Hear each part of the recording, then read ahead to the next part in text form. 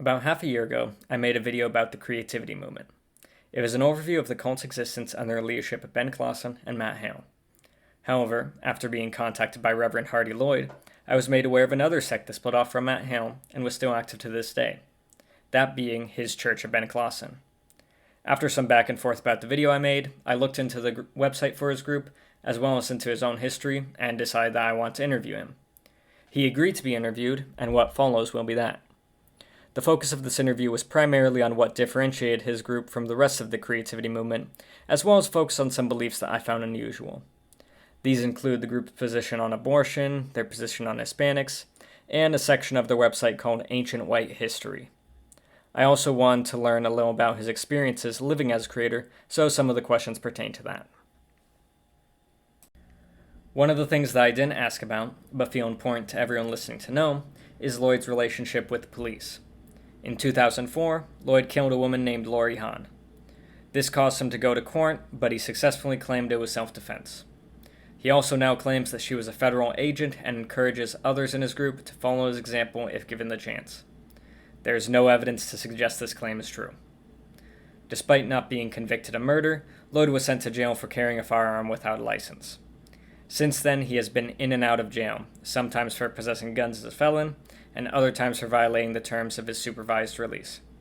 Currently, he is out of prison, but appears to currently be wanted by the Texas police. The main reason I didn't ask about these was twofold. One, this is the primary thing that all the articles about him focus on, and as such I want to learn something new. And two, I want to largely avoid being confrontational and largely just hear what he has to say. While I don't agree with his beliefs in the slightest and find his actions abhorrent, his is a perspective that sadly is held by a decent amount of people, and I think that hearing it uninterrupted is far more informative than a confrontation after every sentence. Perhaps if I had planned this as more of a debate of his views, then I would have been more confrontational, but this was planned as an interview, so my goal was to interview. Lastly, before I present the interview largely unedited, I want to request the watchers do not harass this man. If anything, that will just reinforce his view that he is being oppressed because of his views, and it doesn't really help anyone. If you do choose to reach out to him, he seems to be more than willing to discuss his views, though you can find most of them on his website. With that said, thank you for watching, and here's the interview. Oh, So, Reverend Hardy Lloyd, just tell us about who you are and what you do. all right. Well, I'm Reverend Hardy Lloyd, the Pontifex Maximus of the Church of Ben Klassen. Our website is creativityreligion.com and churchofbenklassen.org. There's a detailed history of my own activism as far as creativity is concerned, plus a detailed history of Ben Klassen's history. On there, there's some stuff on Matt Hale, but most people know about Matt Hale, so I kind of left a lot of the little things out. And the church, I just want to throw this out there right off the bat. The Church of Ben Klassen is run as an actual church. The CA, which I was briefly an associate member of, and the TCM, which technically I was a member of when it switched from WCOTC to TCM, which is the Creativity Movement. The Creativity Movement and the Creativity Alliance are run as basically just membership groups or gangs. They're not actually run as churches. The Church of Ben Klassen is run strictly as a church. I was raised Mormon, and I brought a lot of that structure, that organization into into the Church of Ben Klassen. So it is run as an actual church. Each congregation and primary group is semi-independent of me. That's in case anything happens to me. Of course, nothing happens to them. But the Church of Ben Klassen is the only worldwide creativity church that actually is run as a church. We do have a sister church in the Northwest, but they're strictly associated with individuals in the Northwest of the United States. And we do have a sister church in Russia, but that focuses solely on Russia. Okay. But we do have members worldwide. Yeah. So would you say that's like the fundamental? Your beliefs are generally the same as like the Creativity Alliance and such, but your structure is the main difference. well, not just the structure, but the way we follow it. I follow creativity as a religion because it is. Yeah. And the uh, well, Campbell, who runs the CA, which I don't have very much nice to say about him. Yeah. Campbell, who runs the CA, barring my own suspicions of him being a possible agent for the Australian police, he treats it as a membership gang. And he's actually even stated that. He says that he's modeled it on the biker gangs of Australia and the United States. It's not run as a church, and as far as I know, very few people that are affiliated with the CA actually follow creativity as a religion. The TCM is a little bit better than the CA, but once again, they have a very political membership or organization mindset, whereas I'm adamant that this is a religion, and there's a sense of spiritual philosophy that goes along with the creed, and I'm adamant that we see it that way and we practice it that way. So for us, we're not into parades and rallies like Matt was, or things like that, or running people for office as some offshoots have done, or the NSM and whatnot. We strictly follow the religion as a religion. So you would say they're more like ideology, like ideologues, I guess, than like religious. It's well, they have the same books I have. Yeah. But there's clearly a difference in how they run it, and as I said, I was affiliated with both. Yeah. And they're definitely run more as a membership organization. They're run more like the National Alliance, or the NSM, or other organizations that used to be around, like White Revolution, the original National Alliance, as well as the new National Alliance. They basically run things that way. Okay. And I'm adamant that creativity, first off, it was founded as a religion. We practice it that way. I'm adamant that people that join the Church of Ben Klassen see it that way. And if you're looking for a membership group to join, or you're looking for lots of parades and rallies, then don't bother with us.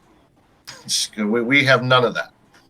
So, do you have like actual church locations, or is it more of at like members' houses and stuff? We don't have any physical structures. Our sister church in Russia, I believe they have a building.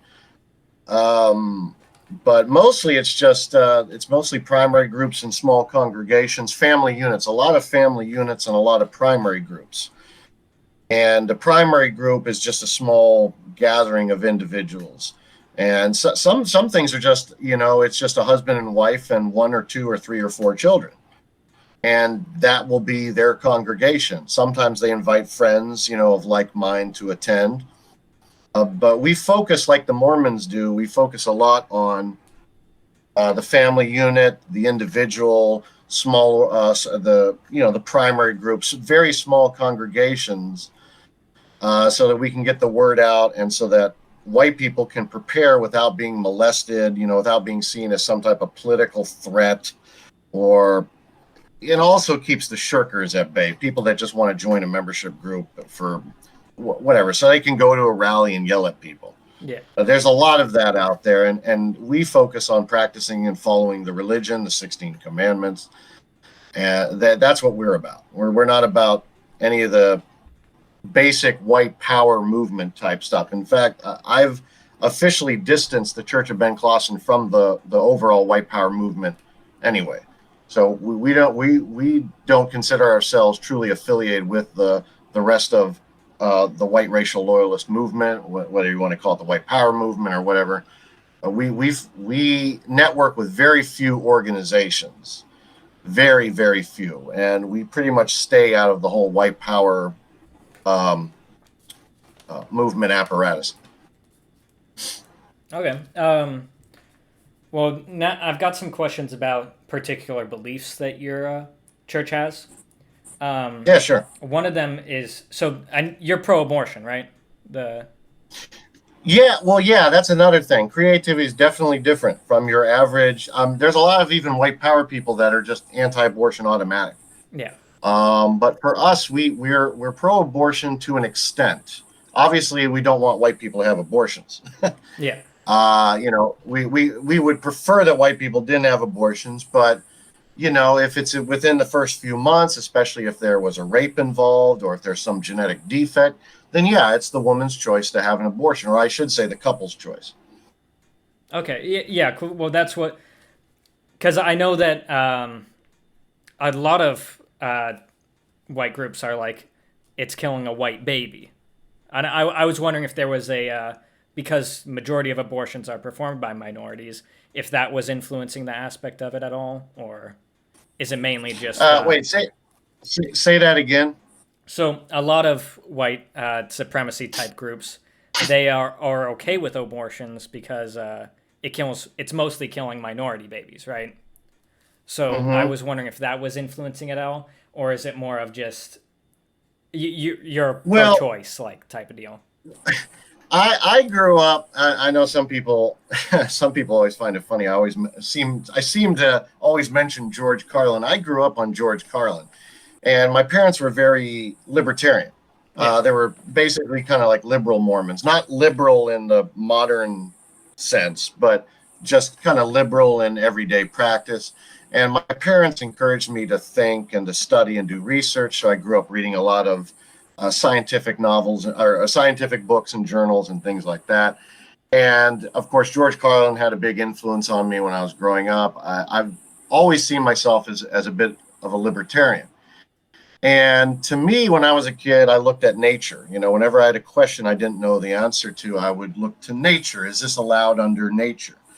And in nature, you have, in fact, George Carlin actually has this in one of his comedy bits. But in nature, you do see abortion. You do see a natural kind of abortion occur in nature, and plus also believing in eugenics, breeding up.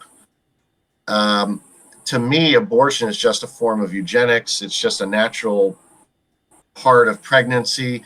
Obviously, not all bodies reject, a pregnancy, and not all pregnancies require an abortion for health reasons or whatnot.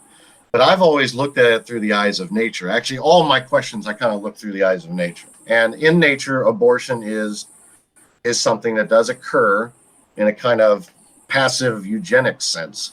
And so, as a form of evolution and whatnot. And so I've been pro abortion because of that. And obviously, we creators, through salubrious living and eugenics, believe that abortion is necessary once in a while. We would just prefer white people don't get abortions. We're the minority population. It's kind of stupid, to get an abortion, especially when, it's not as difficult to live on a budget as a lot of people think. When you throw out materialism, then being poor and having a child isn't as much as a burden as people are led to believe. So that's pretty much our stance. Obviously, we don't want white people to have an abortion, but we're not opposed to it for medical reasons or even during the first couple of months. Yeah. Okay. Um, I'm also. I saw there was a page on. We're very different. I've had a lot of arguments with white power people that weren't creators on this. They accuse me of promoting white genocide and No, things yeah, like that's this. why I thought it contrasted with a lot of white nationalist views, so I thought it was interesting.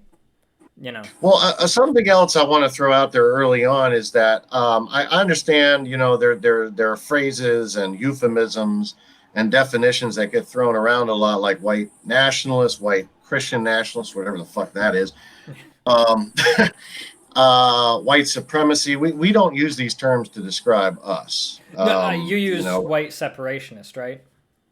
That's Yeah, well, we are creators, which is what we call ourselves, but we see ourselves as white racial loyalists, white separatists. I've actually even met one or two people that actually believed in slavery, and it's just ridiculous. I don't know where these people come from. They want to go back to like 1850, and it's just ridiculous. But yeah, there are a lot of people out there that do fit the stereotype of Hollywood, the so-called quote white supremacist, American History X, higher learning type thing. And then, there are individuals that do, think third position wise, but still find issue with some of our stances that I would consider to be white racial comrades, even though we do disagree.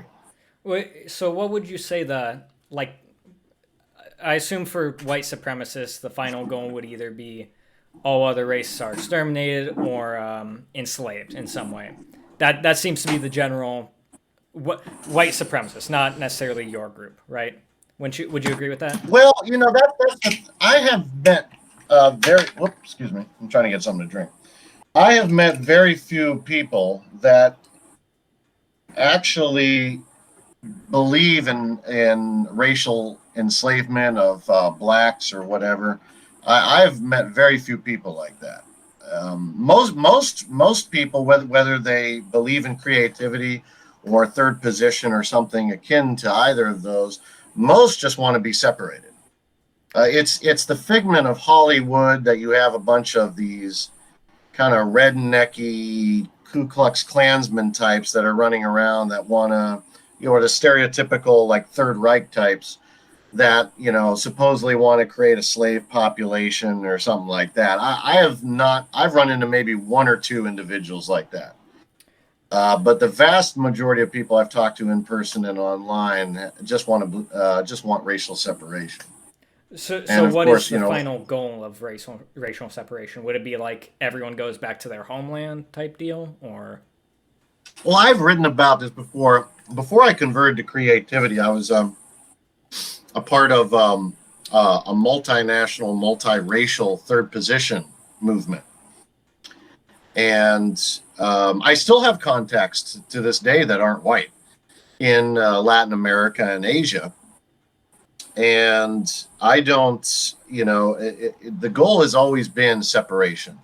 Basically, Europe and North America for white people, I guess Australia as well. And then pretty much, everybody else can divvy up the rest of the planet. That's usually what everyone seems to agree on. Basically, I know that I want to live in a country that's based upon creativity. I want to live in a creativity theocracy. That's what I want to live in. And, if that's what it took, I'd be willing to move tomorrow. And I think most people most people, regardless of what race they are, I think at the end of the day would probably prefer to be in a country for their own particular group. And so that seems to be the general consensus, is just, well, there'll be some countries that are for the whites and some countries for the others. And, just let the chips kind of fall where they may. As I said, I've run into almost very, very few people that want to do let's conquer and kill and enslave everybody. Very, very few people I've run into actually believe that. There are some out there, don't get me wrong. No, I get what you're saying, but I'm curious. I try not to. I'm curious about what about Native Americans and Native people, that because the United States and like North America was colonized. Do they do you argue giving them back the land and we go back to Europe, or? Sometimes I get asked that question. So, the Americas don't really have an indigenous population. This was the last place on Earth to really be colonized by anybody. So this is one of those places that probably could be divided up. Obviously, when you look at Eurasia, the Eastern Hemisphere, there's obviously, Europe and North Asia are obviously historically white. Although technically, North Africa was historically white, I'm sure most people would be like, yeah, that's fine. The Arabs can have Arabia and North Africa, the blacks can have the rest of Africa.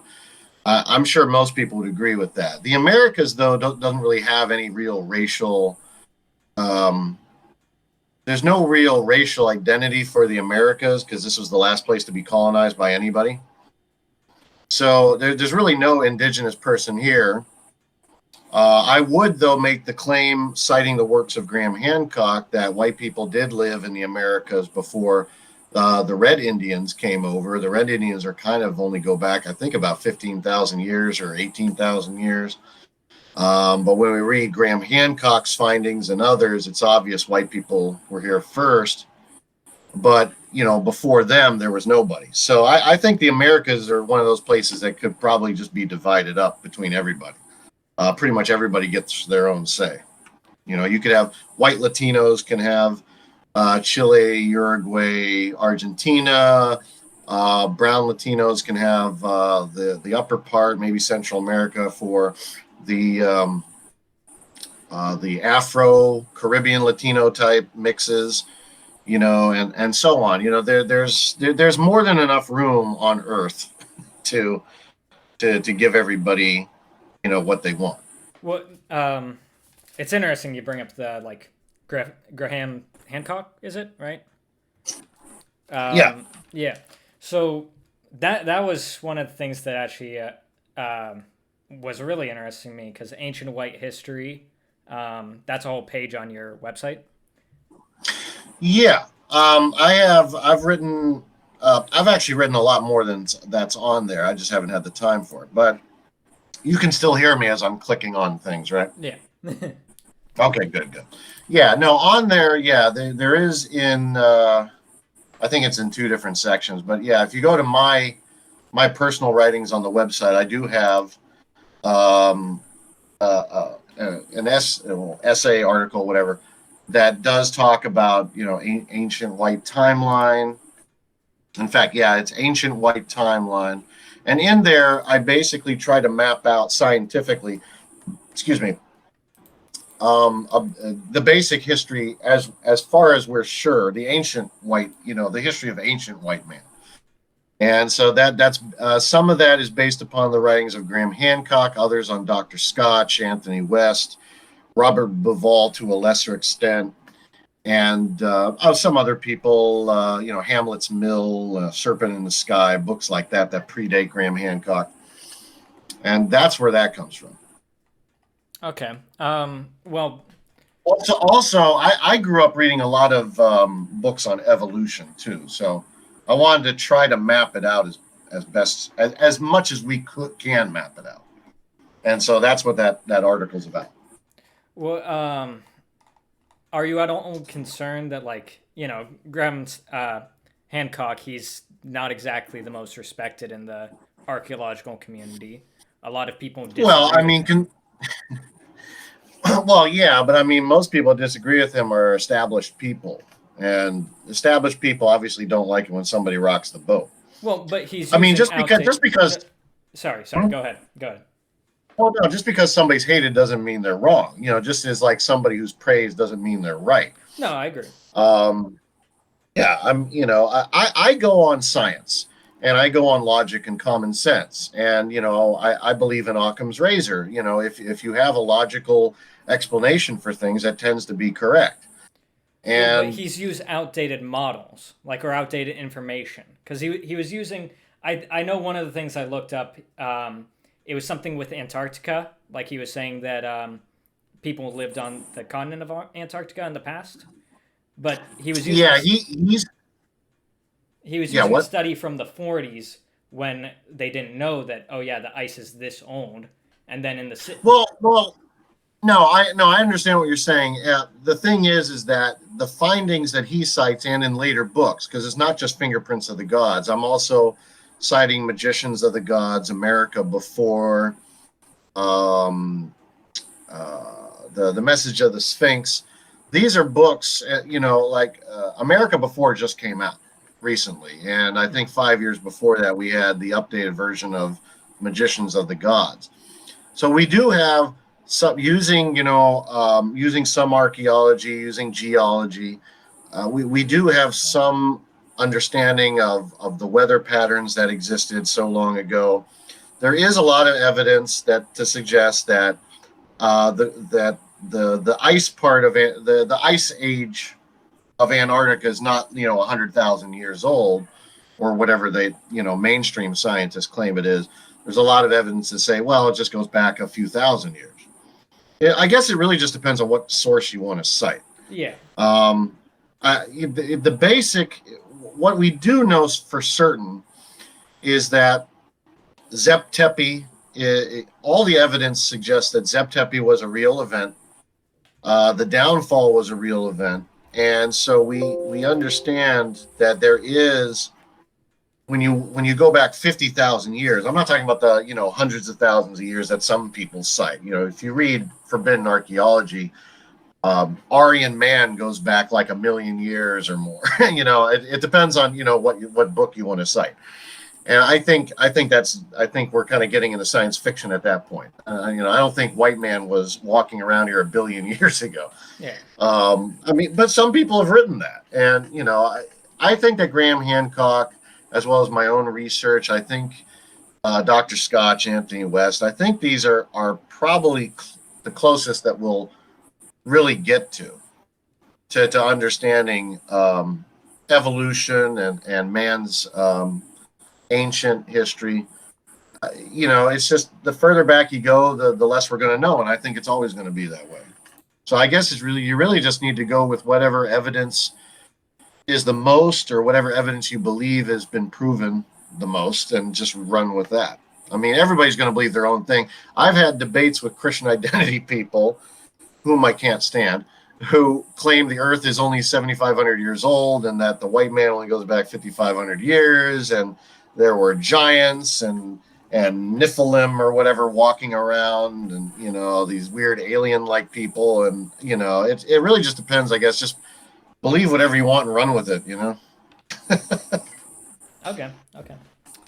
All right. So now I got some questions about your. Go ahead. Oh no, I was going to make a joke, but you were talking. Yeah. Anyway. Oh, sorry. Okay. I have some questions about your own experience with the creativity movement, or just in general. Yeah, sure. And I want to apologize. There's a cricket out my window that's going crazy, so I don't know if you can hear that. No, it's fine. I don't think I'm picking anything up, but. Okay, good. Okay. Yeah. This is driving me bonkers. So I do know that you. When I was looking you up, I read that you were kicked out of the Matt Hale's church in 2003. That's not true. That's not true. I don't know. No, well, actually, the original lie, which is repeated, is that Matt Hale himself kicked me out in 2001 or 2002. But that's not true, because he ordained me in December of 2002. So I don't know where that comes from. There are a lot of people in the CA and TCM that don't like me. Mm-hmm. And I think it's because I treat creativity as a religion. I've had people that say that they used to be creators that attack me because they think I treat it too much as a religion, and instead of treating it as something political or as a social movement. And I'm not sure. I mean, it's a religion. It was founded as a religion. It's to be followed as a religion. But there are a lot of rumors that were spread by individuals, a handful of people in the TCM and CA, that for whatever reason don't like the fact that I really do treat it as a religion. And I'm not sure. I'm not sure where they get off on that, but it is what it is. Well, it would. I read it was related to. Were you ever checked into a psychiatric hospital around that time? No, now what happened is in 2001, after putting up, I think, this is after I went out one night by myself and put up nearly 10,000 flyers. This is in the span of one night. Mm-hmm. And I basically just peppered the entire East End. That's a section of Pittsburgh, which is where I used to live. And I put up nearly 10,000 flyers and calling cards and stickers in the span of probably about 6 hours one night. I went out, I think it was 11. I think I started at 11 o'clock and finished up at like 5:30 a.m. And it got a lot of media attention. And some judge somewhere used that as pretense for that I could be violent, and had the cops pick me up, kidnap me, essentially, put me in the loony bin. But then the doctor is like, the guy's just a racist asshole. He's not insane. He's just a jerk. And that's the only time I've ever had to deal with that. But that happened in 2001. Okay. All right. And then when we were emailing each other, one of the things you brought up was that you have experienced persecution and systematic racism all your life, right? Yeah. Would you like Yeah. to detail that? You know? Where to start? So, well, obviously, I guess I was just born thinking different. I've always looked to nature. Obviously, being raised Mormon um, didn't help, because a lot of people have prejudicial notions on Mormons as well. When I was raised Mormon, I always looked to nature. I always was a little bit different, and so there was basic, bullying and stuff like that that I think a lot of children go through in life. The real hardcore political persecution, economic persecution, that stuff happened later on in life. And it seemed to mostly start up when after I converted to creativity. It was as if my conversion to creativity sparked some type of outrage in people. Which I never, outside of just hatred of white people or hatred of creativity, I don't really understand where it comes from. I mean, all I really do is write articles. I don't do these marches that lead into violent riots. I don't do parades and things like that. All I do is pass out some flyers, like once a month, and I write articles. But yeah, I put up a whole bunch of flyers one night, and a few days later, they tossed me in the loony bin on the pretense that me engaging in free speech would somehow lead to violence. The doctor obviously was like, well, he's just a jerk, as I said before. He's not violent. There's been other instances of persecution. I've lost jobs over my religion. They look me up online. Of course, in the 21st century, that's going to happen pretty much to anybody who posts anything crazy online, whether it's pornography or politics, race, religion, what have you. Somebody's going to see it. Somebody's going to get offended. Somebody's going to get fired. But with somebody like me, it seems to be a little bit more so. But I've been fired from jobs just because I write essays and articles. I lived on the street at one point. I lived in a shelter at one point. I've done 12 years total in incarceration because of my religion, for practicing my religion. I've been nearly killed a few times. I've been attacked on the street. I was attacked in prison.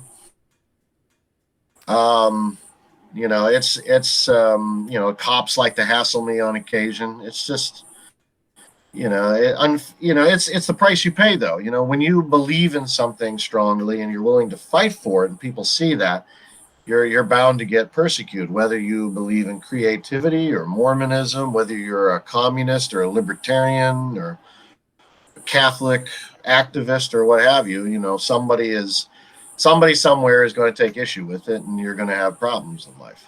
But I think it's just part of just fighting for something you believe in. It's going to happen.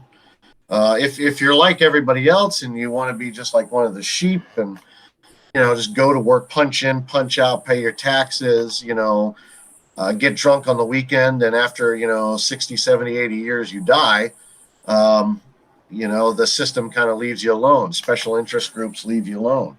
But when you actually stand up for a principle, whatever that principle is, you're going to face problems in life, hardships. And I don't regret it. I just wish people understood it more. It annoys me when I go through these things and people seem to think it's a lark, or I made it up, but I mean, the history is clear. It's there. I've never been ashamed of anything, and I've never kept any secrets from anybody. So, Well, personally, when I read that, I was assuming that you felt this prejudice for being white, but it seems more, from what you're saying, it seems more focused on because you're a creator, not necessarily specifically because you're white. before you could say it was just the normal anti-white racism that we see today. You know, there definitely were moments where I was picked on just because I was white. This is from blacks. And, that happened early on in life. But I mean, bullying just kind of happens. The reason I don't make a big thing out of that is because that's before I was really politically active. Growing up, you're going to deal with bullying and persecution no matter where you live. If you go to a school that's in a black neighborhood and you're white, or you're mestizo, you're going to get bullied. You're going to get picked on. You're going to face discrimination and persecution.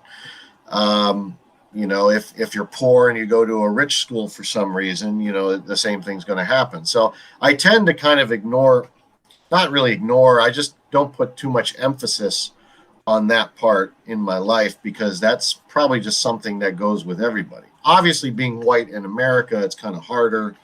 The system is just rigged against you.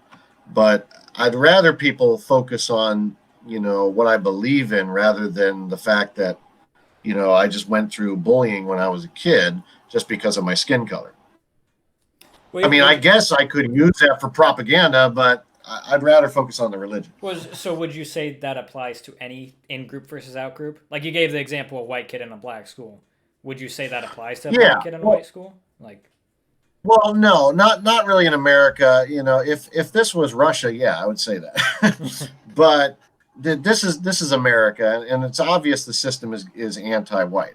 Okay. I just, for whatever reason, I just choose not really to focus on when I was a kid. You focus more on your activism and how that's affected you.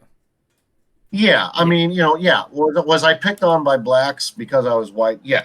That was obvious, and they were actually very open about that they were picking on me just because I was white. So yeah, the fights I got into in prison, it was all race stuff. The fights I got into in school, it was all race stuff. So yeah, obviously I've had to deal with persecution just for being white. But maybe I should put it this way: when I bring that up, a lot of people dismiss it by simply just saying, well, you were a kid, so maybe it just had to deal with the normal, going through puberty, being picked on type thing. And I don't believe that, but that's usually the argument people throw at me anytime I mention some of the hardships that I grew up with. And so that's probably more of the reason why I just kind of say, well, obviously I suffered when I was a kid, but it's nothing compared to today. And actually, that brings up something else, that it is more today, more pronounced than, like when I was a kid, I was picked on just because of my white skin. Today, it's like, I'm white. It's my race, my ethnicity, my religion, my political stance, my philosophical stance. It's like everything. Whereas when I was a kid, it was just black people just didn't like the white kid. But today, it's like, the system and society just hates anything I'm about.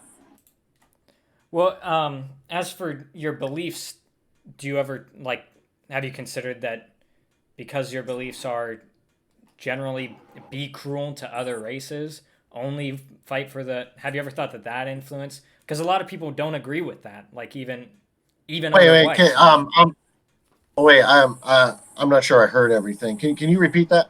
Well, so from your page, you're supposed to be enemies of other races and stuff.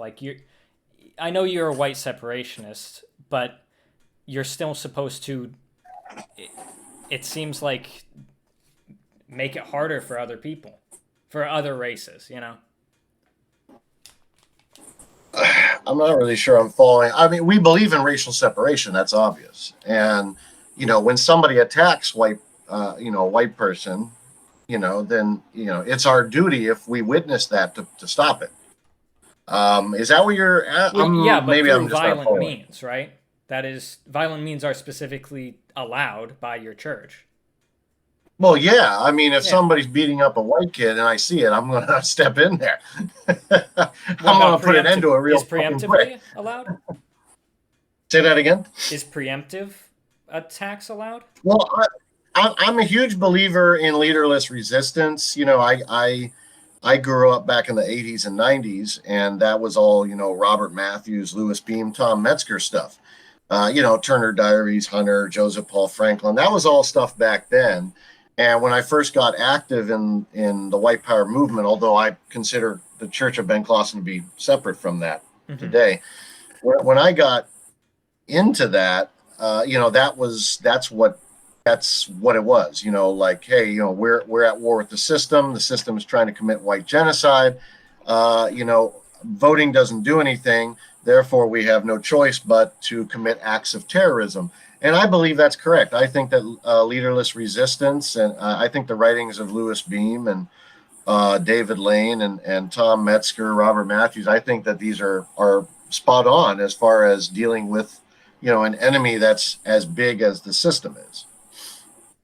Well, I'm not opposed to violence at all. No. Unlike people in the CA or the TCM that like to put, a nice disclaimer on everything that like, we believe in only being legal, which I don't know, to me seems like you're a bit of a pussy. I don't shy away from telling people, if your talents, if leaderless resistance is your talent, then go and do that. I have no problems telling somebody that. Well, what I'm trying to say is, so you've gotten fired from jobs because of your beliefs, right? Yeah. That's a belief that most being violent, committing terrorist acts, most people would say, yeah, I don't want an employee that is advocating for that. Like, even regardless of what the goal is, No, I understand what you're saying with that, but this is America, and if when I'm at work, I'm completely professional. Yeah. That I'm at work, I'm there to do a job. That's what I'm being paid for. I don't go to work, wearing a skinhead T-shirt and say, okay, let's get these out of here. I don't do that. And if I actually work very hard, whatever job I get hired for, and that's probably to prove to people around me that if I am getting fired, it's solely because of my religion, my race, my beliefs. It's obviously has nothing to do with the way I treat a customer, or, well, depending on the job. Some jobs, you don't deal with customers like, when you work warehouse or in a factory. Yeah. But, I don't mistreat customers. I'm always polite. If the job doesn't entail customers, I do my job correctly. I do it the right way. That way, when I do get fired, I damn well know it's because of my religion.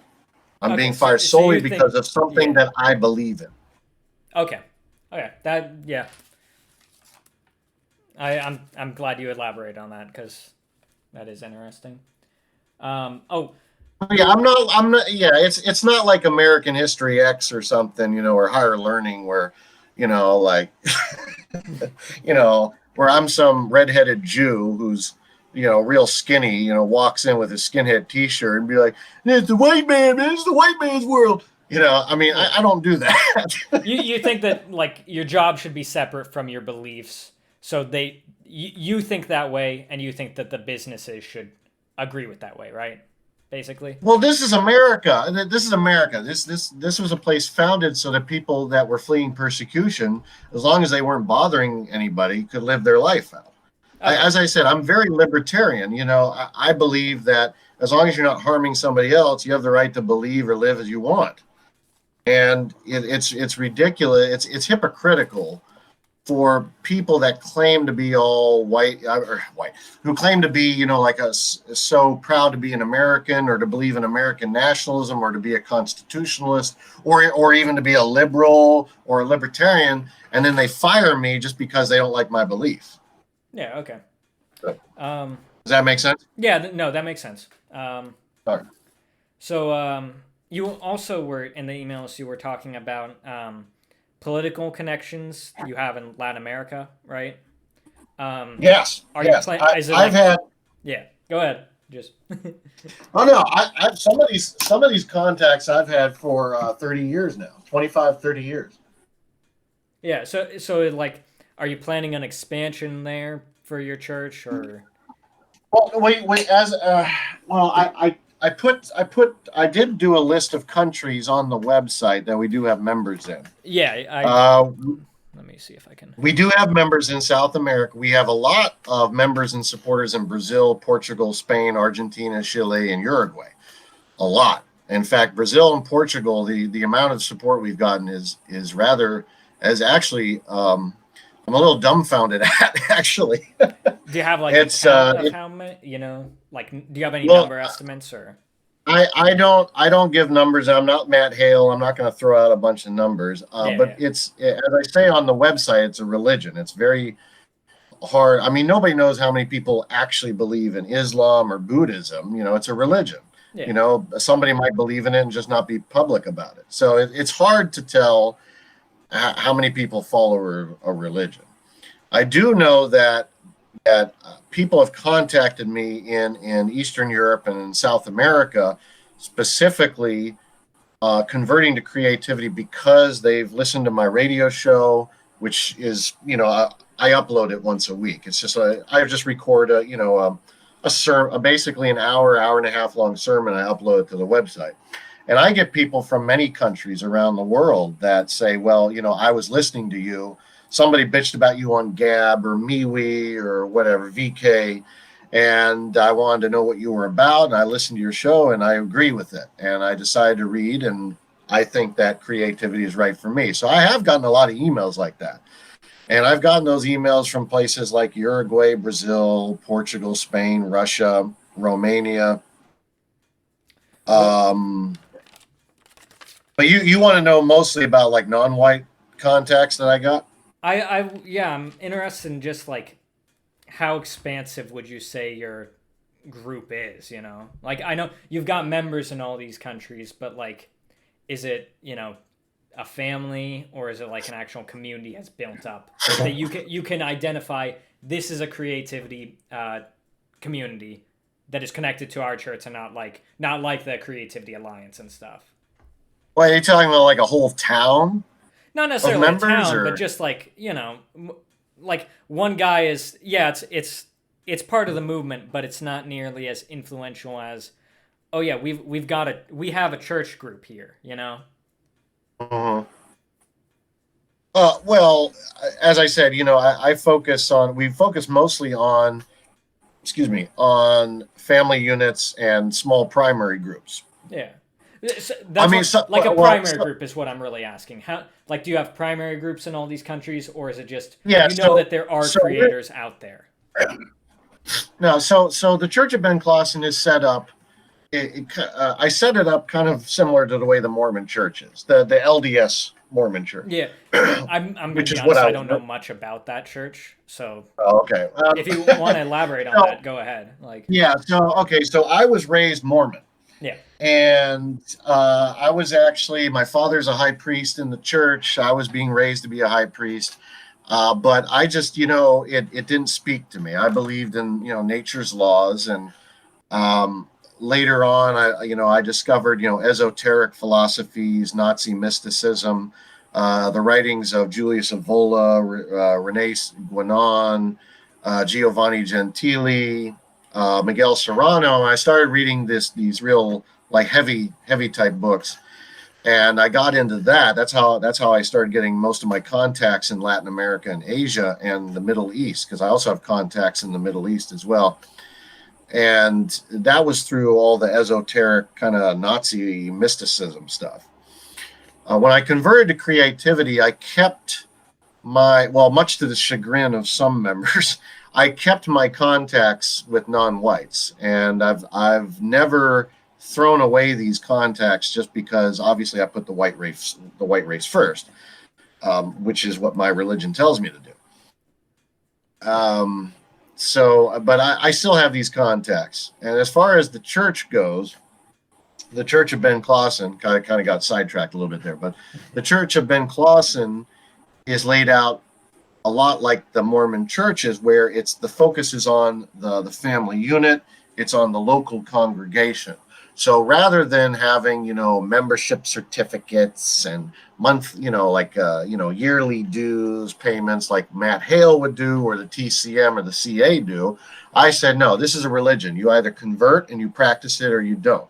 And so we have the basic structure is individuals and family units. and then they come together and they form primary groups. And a primary group, it could be anywhere from 1 to 25 people. Yeah.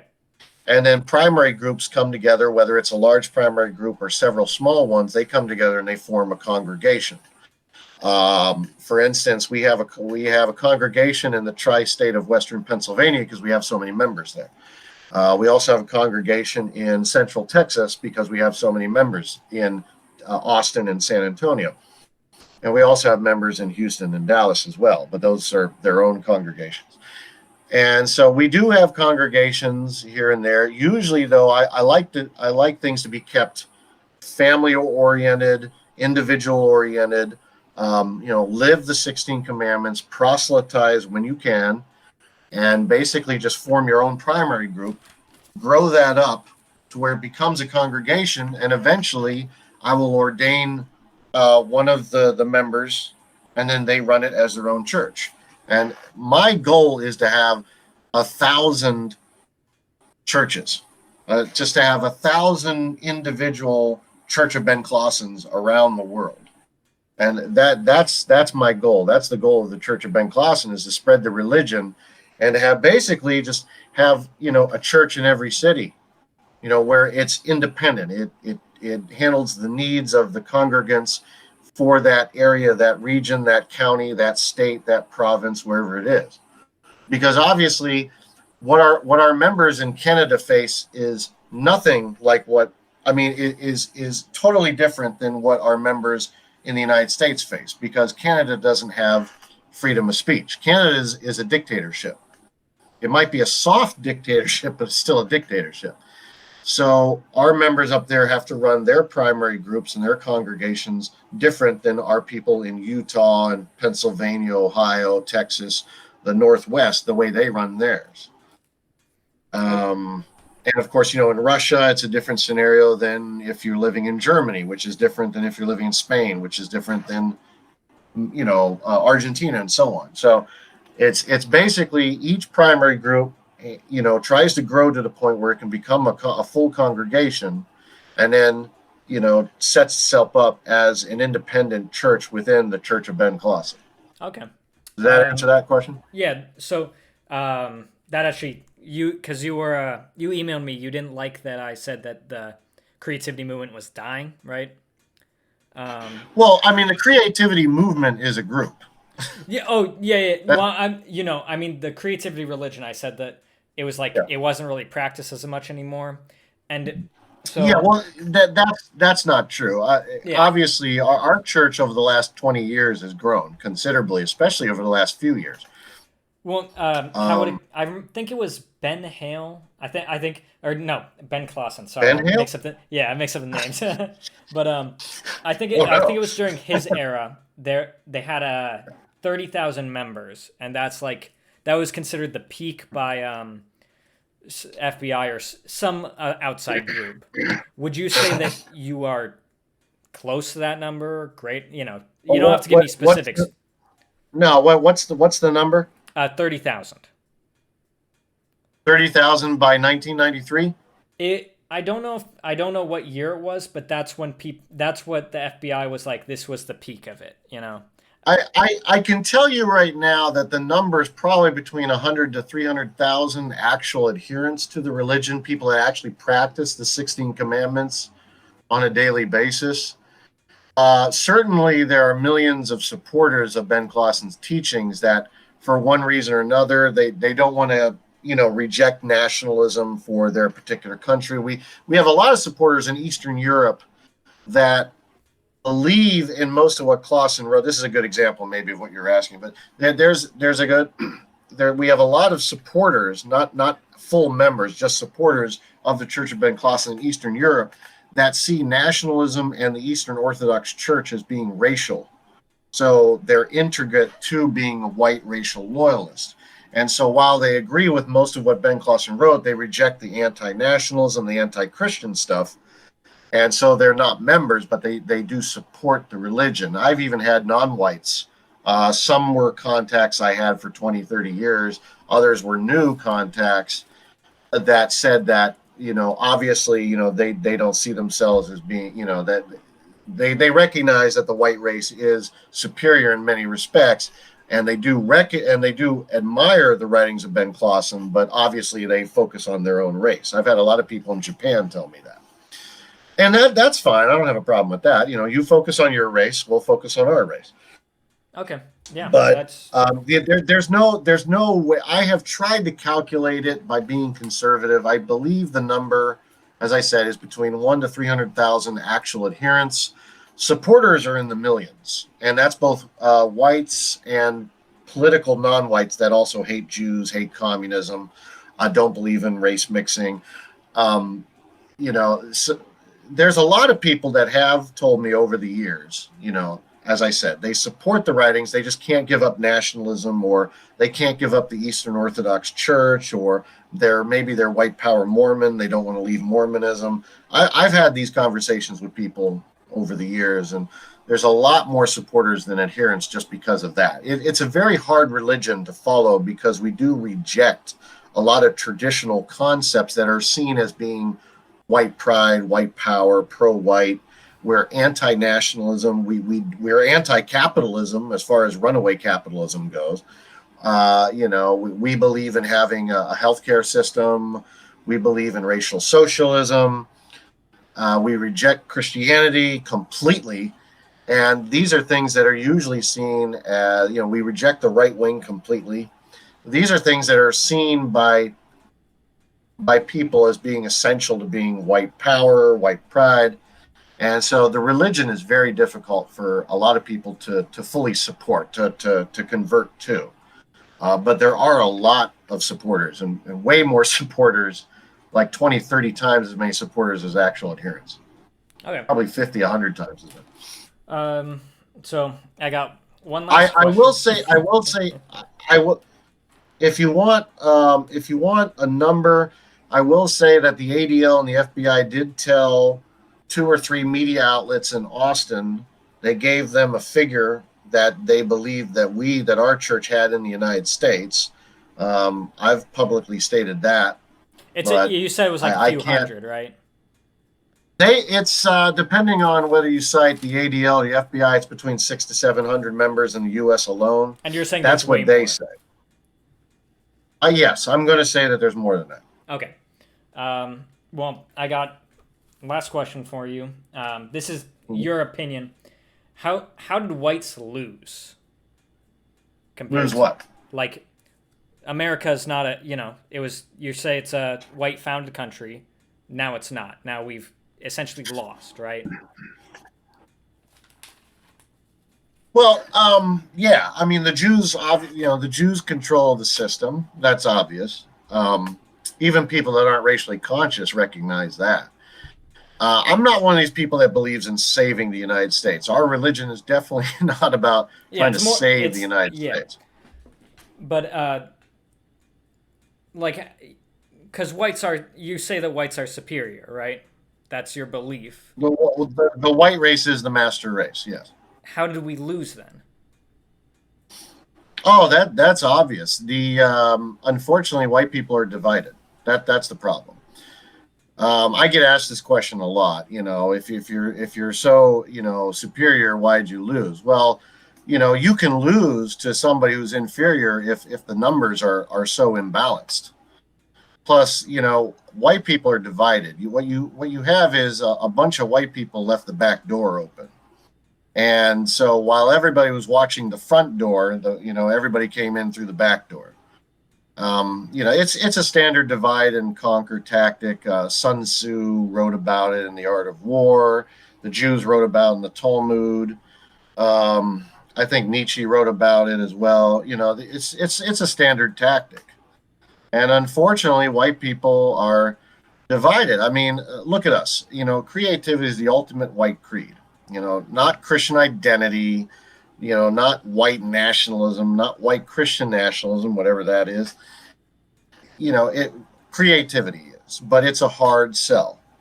And I think the problem is white people have just gotten so used to all the Uber technology we have, the fact that they could just run to Walmart and get something whenever anything breaks in their house, that they don't really care.